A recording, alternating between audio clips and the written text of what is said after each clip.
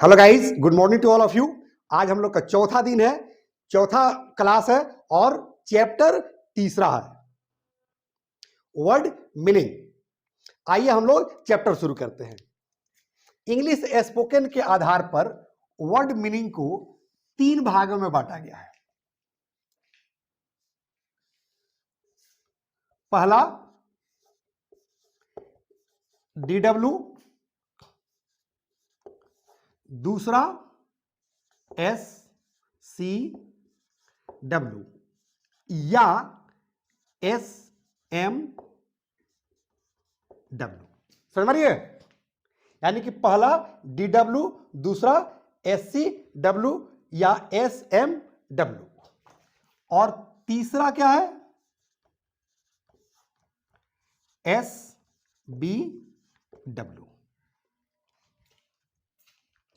या इसी को कहते हैं इंडियन एंग्लो वर्ड। कोई दिक्कत? किसी को कोई प्रॉब्लम? क्योंकि इस चैप्टर को हम लोग पहले तीसरे दिन पढ़ चुके हैं, जो बाकी शेष पार्ट से उसी को हमें पढ़ना है आज। याद है ना आपको? सबको याद है ना? Thank you. आइए, यानी कि पहला है DW, यानी कि D for dictionary, W for word, यानी कि डिक्शनरी का वर्ड। ये हम आप लोग को पढ़ा चुके हैं। दूसरा क्या है? SCW, सेल्फ क्रिएटेड वर्ड या सेल्फ मेड वर्ड, यानी कि खुद से बनाया हुआ शब्द, खुद से पैदा किया हुआ शब्द। इस चैप्टर को मैं जब पढ़ाया था तो 11 रूल पढ़ाया था और 11 रूल पर लगभग लाखों वर्ड्स मीनिंग बनाने का मैंने तरीका बताया था। यानी कि वर्ड्स मीनिंग पैदा करने के आप लोगों को मैंने मशीन दे दिया था। जिन लोगों का क्लास अगर मिस कर गया हो तो आप लोग उस क्लास का वीडियो अपलोड हो चुका है, आप लोग जाए, British batch of communication channel का नाम है, और पूरा वीडियो देख ले। आपको स्पष्ट हो जाएगा और विश्वास भी हो जाएगा कि एक रूल से लाखों वर्ड्स मीनिंग बना सकते हैं या नहीं। ओके, तो ये भी चैप्टर हम लोग पढ़ चुके हैं, इसे भी हम आज टच नहीं करेंगे। यानी कि 2 चैप्टर हम टच नहीं करेंगे, डिक्शनरी का वर्ड और सेल्फ क्रिएटेड वर्ड। बाकी क्या बचा? साउंड बेसिस वर्ड या इंडियन एंग्लो वर्ड। समझ रही है सबको? तो आइए इस शब्दों का, इस लेटर का अगर बारी बारी से अगर हम अर्थ समझने का प्रयास करें तो ये चैप्टर बिल्कुल आसान हो जाएगा, एकदम हवा हवा हो जाएगा, बिल्कुल हवा की तरह। और आप भी कहने लगेंगे आज से कि शब्द के लिए रुके नहीं और भाषा के लिए झुके नहीं। बस मेरे साथ 5 मिनट टाइम दे दीजिए। तो ये चैप्टर है, अलग अलग हम देखें तो एस फॉर साउंड, साउंड का हिंदी होता है आवाज या ध्वनि। अब बी फॉर बेस, बेस मतलब होता है आधार, बेस मतलब आधार। और W फॉर वर्ड, यानी कि शब्द। Any problem? Thank you. आगे देखते हैं, अगर प्रॉब्लम नहीं है तो इंडियन, इंडियन मतलब भारतीय, और एंग्लो मतलब अंग्रेजी, और वर्ड मतलब शब्द। अब अलग अलग शब्द तो आप लोग को मालूम चल गया, अलग अलग शब्द से कुछ तो स्पष्ट हो गया होगा। अगर अब इसको हम डिटेल में समझाएंगे तो ज्यादा समझ में आएगा। यानी कि इसका मतलब हुआ कि इंडियन यानी कि भारतीय अंग्रेजी शब्द, हिंदी में अगर देखें तो भारतीय अंग्रेजी शब्द, और भारतीय अंग्रेजी शब्द ये बात बता रही है कि भारतीय अंग्रेजी माने भारत की अंग्रेजी।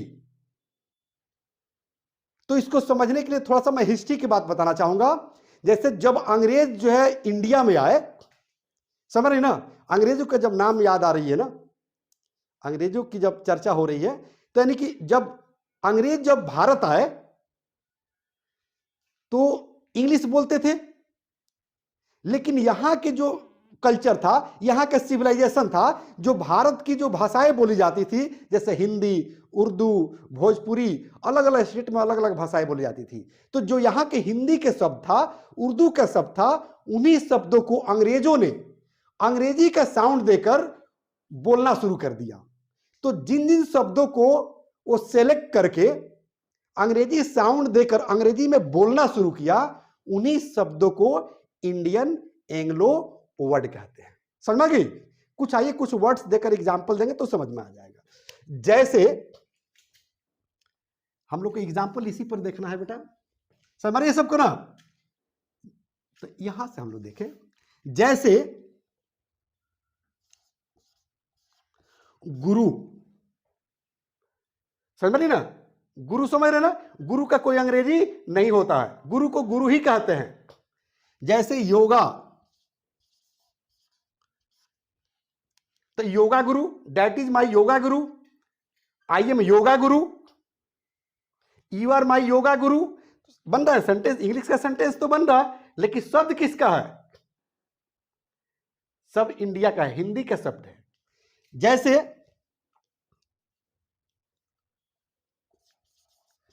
लाठी, धोती, भेलपुरी। मुंबई कभी आप लोग गए हैं? मुंबई जाइएगा तो मुंबई का भेलपुरी, जूहू चपाती का भेलपुरी बड़ी पॉपुलर है, ठीक है ना? जैसे एक और वर्ड देख लीजिए, जलेबी। जलेबी समझते हैं ना? जलेबी का अंग्रेजी जलेबी होता है, भेलपुरी का भेलपुरी ही होता है। मुंबई में जाइए तो भेलपुरी बड़ी मशहूर है वहां का। तो जब आप कहिएगा कि lathi, lathi of Gandhi ji, I am talking about the lathi of Gandhi ji, I am talking about the dhoti of Gandhi ji. Bhelpuri, I like bhelpuri. Jalebi, I also like jalebi. Jalebi is a good sweet. समझ आ रही है? कोई दिक्कत? उसी तरह से जैसे जंगल, जंगल को जंगल ही कहते हैं। आप लोग समझ रहे हैं ना? जंगल को अंग्रेजी में जंगल ही कहते हैं। जैसे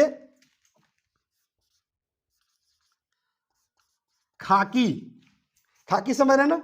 खाकी वर्दी, ठीक है ना? कहेंगे दिस इज खाकी वर्दी, खाकी, दिस इज खाकी यूनिफॉर्म। जैसे लूट, लूट क्या है? लूट समझ ना? लूट से बनता है लुटेरे या लुटेरा, ठीक है ना? जैसे कहेंगे कि they looted the bank, they looted the bank. समझ रही है ना? तो लूट जो है अंग्रेजी शब्द है। क्या है लूट? जो है थोड़ा सा समझ रही है ना? तो लूट क्या है? अंग्रेजी शब्द है, नहीं इंडियन एंग्लो वर्ड है। जैसे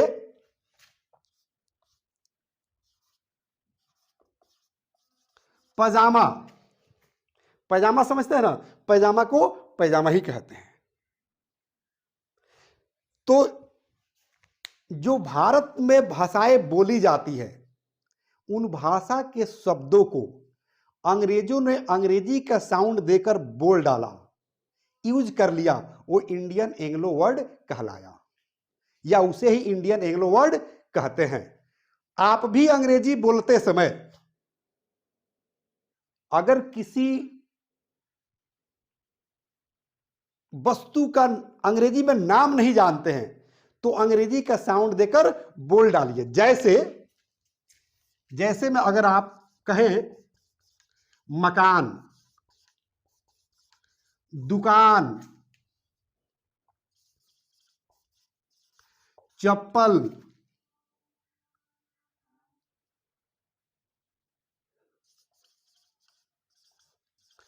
चंडाल, समझ रही ना? जैसे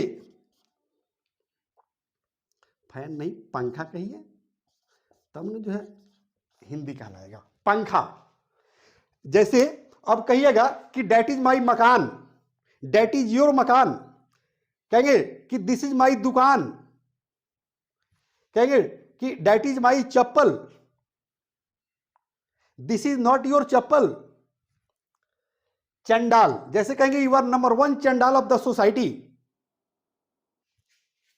पंखा, कहेंगे कि दिस इज पंखा but not moving, I think this is out of order. समझ मारिए ना। यानी कि इधर का तो जो वर्ड है, जो इंडियन एंग्लो वर्ड कहलाता है, इधर जो वर्ड है जो आप अंग्रेजी उसका नहीं जानते हैं, तो अंग्रेजी का साउंड दीजिए और अंग्रेजी में बोल डालिए।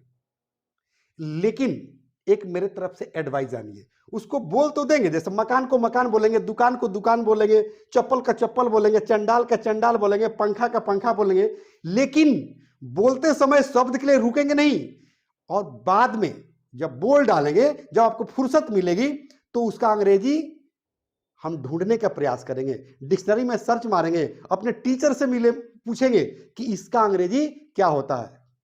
और मेरे आप स्टूडेंट्स हैं, you all are my students, तो मेरे पास कॉल कीजिए ना, मुझसे पूछिए ना, कमेंट कीजिए कि सर इसका अंग्रेजी क्या होता है। वैसे जानिए, मकान को अंग्रेजी में हाउस बोलते हैं, दुकान को अंग्रेजी में शॉप बोलते हैं, चप्पल को क्या बोलते हैं, स्लीपर्स बोलते हैं, जैसे चंडाल को लो बर्न बोलते हैं, अब पंखा को फैन बोलते हैं।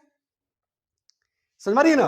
अब जैसे थोड़ा सा एग्जाम्पल के तौर पर थोड़ा सा और आगे बढ़ेंगे, जैसे अगर ऐसे कहें दिस इज माई बाल, दिस इज बाल, दिस इज नाक, दिस इज गाल, दिस इज कान, दिस इज बोर्ड पर लिखने वाला।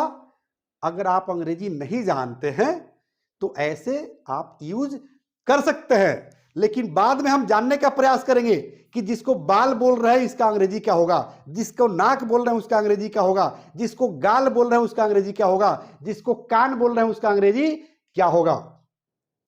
समझ गए। यानी कि अब मैं आप लोगों से कह सकता हूं कि जिस तरह से हिंदी हमारी मदर लैंग्वेज है, हमारी धड़कन है, हमारी जान है, उसी तरह से इंग्लिश भी किसी देश की धड़कन है, मदर लैंग्वेज है, जान है। लेकिन जिस देश की धड़कन है, जिस देश की मदर लैंग्वेज है, जिस देश की जान है, वो देश हमारे देश पर लगभग 200 वर्षों तक शासन किया, हमें 200 वर्षों तक गुलाम बनाकर रखा।